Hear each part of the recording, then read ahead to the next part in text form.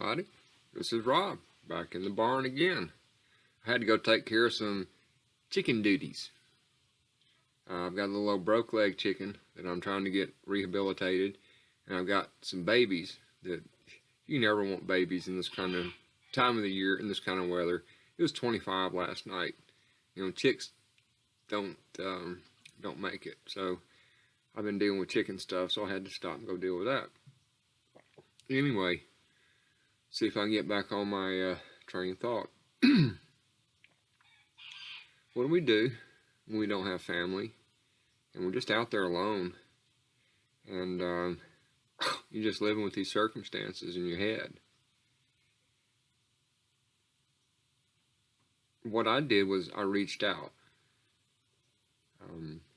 I reached out by volunteering to do things for others. I've been in a lot of situations where I wasn't around where family was or people that cared about me. So the easiest way that I found to help get rid of some of my angst and circumstances was literally just volunteer to do something for somebody else. Sometimes you volunteer and you get paid a little bit, sometimes you don't. But the whole idea is to get you out of your own head, to get you out away from when the rat's running. Take this off. It's starting to choke me. It helps the rat stop running. When we're not focusing on ourselves, our things sort of go away, and the time is taken by doing for someone else or something else. I mean, there's a lot of things you can get into that has a good positive outcome, and even if it doesn't have a positive outcome, if you're out doing something, then you may not be thinking about the bad stuff that lead to people taking their lives and such. So doing, to me, is just the ultimate takeaway. And when you do it in faith, when you do it in love, that's the multiplying factors. See, I think that we're set up on earth, and this may rub a lot of people the wrong way, but I think we're set up in a way that we can succeed and we can take care of ourselves to an extent and have a reasonable outcome. Just going along, being a non-committal individual, it really doesn't have any particular belief, but it just tries to do the right thing. I mean, I've seen it happen. I think it happens all the time. But that's the strength of humanity. That's our desire to give. It's our desire to do. You know, we're a strange species. You let a hurricane threaten our shores, and folks come out in mass to take care of people that they've never seen, never met before. Well, a lot of those folks that go on those calls are possibly people that have been through this before, been through war, been through circumstances, and part of how they deal with it is to reach out and help others. And we're at a time when the need for help is absolutely paramount, and there just isn't the networks are there, but they're not there. It's just a regular everyday person. I don't know where to go, who to go to see how I can affect another person's life. I tried doing that as an EMT, as a fireman. That was something that I could do for somebody else. Now that I'm gimped up, I can't go out and do that so much. So instead, I'm trying to bring in what helped get me through these hard times and these harsh times. It's reach out and do something for somebody else. Because if you don't, the rat will keep running. The television will keep pumping out programming. The world will keep beating you down. And that's not the narrative that we have to follow. Because if you create your own realities, then all that other stuff goes away. You're sort of stuck living in the framework of it. But I'm just telling you, from a person that has done this, it basically goes away. Now, it doesn't go away in a sense that you're not subject to it. It doesn't go away in that sense.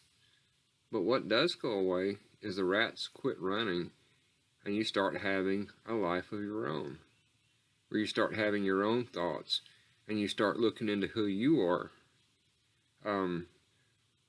Part of the travesty that we have perpetrated in this life, in this reality, in this generation, is that the more media that we have, the more intimate we will be. When it's actually just the opposite. The more media you have, the less intimate. Now, I'm doing this talk on YouTube, and man, I looked at the stats on it, and the number of millions of downloads a day, it's amazing. So the likelihood that anyone will ever see this is so tiny. It's so small. And especially considering the subject I'm talking about, nobody wants to hear it. It's always easier to go off into a simulation somewhere. Go off and play a game. Go off and do some drugs. Go off and just go off. The inoculant for this is to get up and do. Move around. Look up to the sun. Don't stare at it because you could go blind. You could go blind. No, don't stare at it, but, look up. We're told all the time throughout literature, of course, the literature I'm talking about, is to look up and to know that that which is good is drawing near. So that's sort of what we have to work with. That which we are looking for is drawing near. And if we just sort of disconnect and start looking inside, look at our own soul and our own heart, start knowing who we are as individuals, then we can move on. A lot of these concepts I've talked about, they're not foundational. They're just more of the same kind of ideas of how do you move out of a circumstance once you're already in it and don't know how to get out. So that's a lot of what I talk about, because that's where I ended up in, is being in circumstances where there really wasn't a foundation to get out. Thankfully, I did get out, and these alternate views came to me, and I latched hold of them. But then again, that's called faith.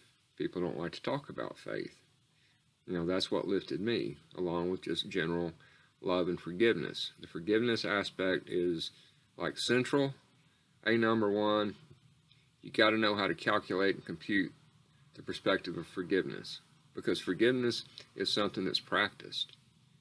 It's not something where I just forgive and it all goes away. Because according to what has happened to you, you're going to have that old PTSD flashback to these same hurts that happened to you. How do you deal with it? Well, the way I dealt with it is by not acting upon it. Letting it go to the side, and over the years it has dissipated and the teeth are not any less sharp. But, after a while, what's the use? We have better things to deal with. We have the things at hand, what's in front of us. So much of this actually has to do with a line from a movie. I wish I could think of how it goes. It's not that it hurts, it's that you just don't mind that it hurts. That's where a lot of us have to get to. If we have hurts so great, at some point we just sort of have to say we just don't mind it. And after a while, those hurts get numbed. And if we practice the concept of forgiving and letting go, doesn't mean that you can just completely forget and it's gone. You wish it would, but see, we're not gods. Our Creator can do that. He says He can. Yahweh can do that. It can be done.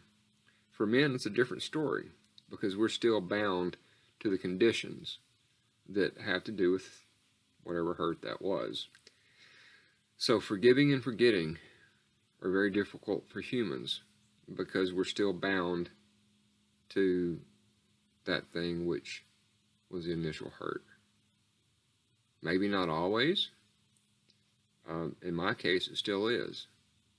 When it gets cold, I start getting pissed off.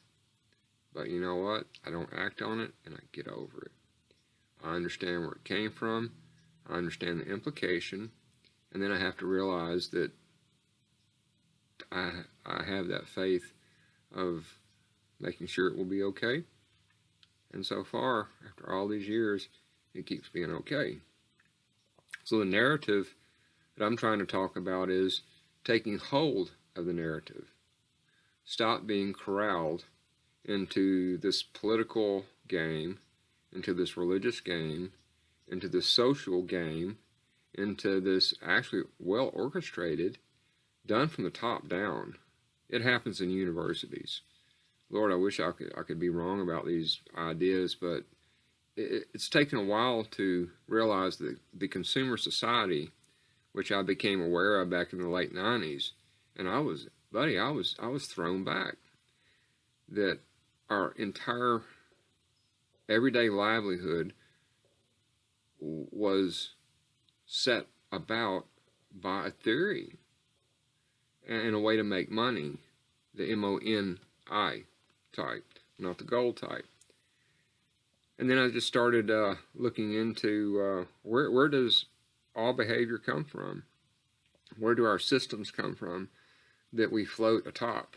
You know, like whatever, it may be healthcare, university, schooling. I finally found out that there are groups that think this up, and there are theories that go along with it, and you get degrees in this. I mean, I was trying for the degree of physics. I really didn't give a rat's ass about politics. I wanted nothing to do with squishy, carbon-based, insane life forms called humanity. So mathematics and engineering was my way out, away from humanity. Well, since that didn't work out, here I am, having to work with the squishy stuff. It's difficult. We're in a difficult time. What we have to do is hang tight, hold tight, love hard, forgive a whole lot, and realize everybody's in this, and we can't get off this freaking rock.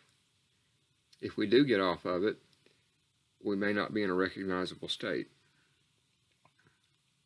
So we got to calm down, take a breath, and realize that this too will change, this too will pass. I haven't seen anything so far.